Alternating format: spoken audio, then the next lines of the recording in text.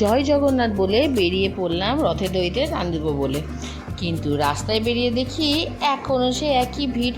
বাজে এখনও কিন্তু রাত 10টা। দেখে কি মনে হচ্ছে রাস্তাঘাট? একদমই নয়। যাই হোক, বর বলল আমি এখান থেকে টাটা বাই বাই জানাচ্ছি, কারণ আমার শরীর আর চলছে না।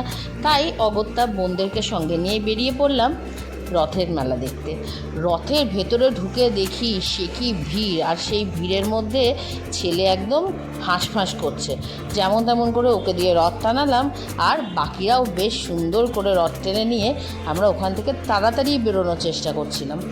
বোন বলল চল মেয়েকে দিয়েও একবার রথটা নিয়ে নিই, যদিও বা ও ঘুমাচ্ছিল, তাতে কি।